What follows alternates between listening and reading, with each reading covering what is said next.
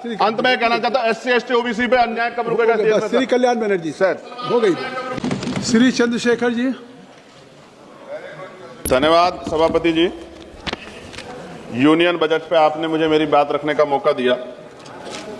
मैं सर्वप्रथम बहुजन समाज में जन्मे सभी संतों, गुरुओं और महान पुरुषों को नमन करता हूं। उनमें भी राष्ट्रपिता ज्योतिबा फूले, छत्रपति साहू जी महाराज, बाबा साहब अम्बेडकर, मान्यवर साहब श्री काशीराम, मान्यवर दीना भाना वाल्मीकि और मान्यवर महामना रामसु वर्मा जी को नमन करता हूं और अपने संसदीय क्षेत्र नगीना की जनता का आभार प्रकट करता हूं जिन्होंने मुझे चुनकर यहां भेजा है।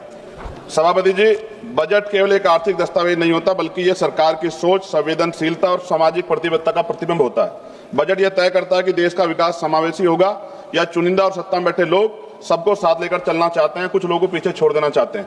विपक्ष के नाते हमारा कर्तव्य है कि हम सत्ता सवाल पूछे और कमियों की ओर ध्यान दिलाएं और देश के उन वर्गों की आवाज बने जो इस सदन में अक्सर आंकड़ों में गुम हो जाते हैं। लेकिन माननीय अध्यक्ष महोदय, असली सवाल यही से शुरू होता है, क्या यह बजट देश के गरीब, पिछड़े, दलित, आदिवासी, ओबीसी, अल्पसंख्यक और वंचित वर्गों की वास्तविक जरूरतों को समझता है नहीं समझता है?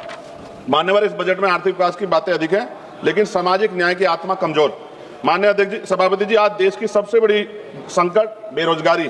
हर साल लगभग 1 करोड़ युवा रोजगार बाजार में आते हैं, लेकिन अस्थायी और सम्मानजनक नौकरियां और संपादन पैदा नहीं हो रही। इस बजट में स्किलिंग की बात की गई है, लेकिन स्किलिंग के बाद जॉब की गारंटी नहीं है। विशेष रूप से SC ST और OBC समुदाय के युवाओं के लिए कोई अलग से लक्षित रोजगार योजना नहीं दिखाई देती है।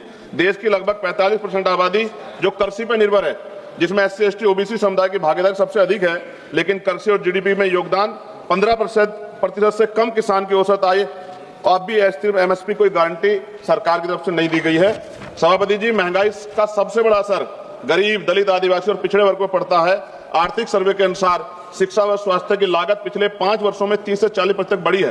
खाद्य वस्तु कीमतें गरीब परिवारों की थाली को छोटा कर रही है, लेकिन इस बजट में इन वर्गों के लिए कोई सीधी राहत नहीं दिखाई देती।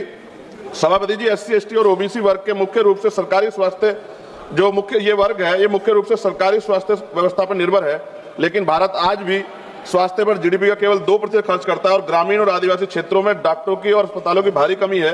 इस बजट में सार्वजनिक स्वास्थ्य ढांचे को मजबूत करने के लिए कोई निर्णायक वित्तीय छलांग नहीं।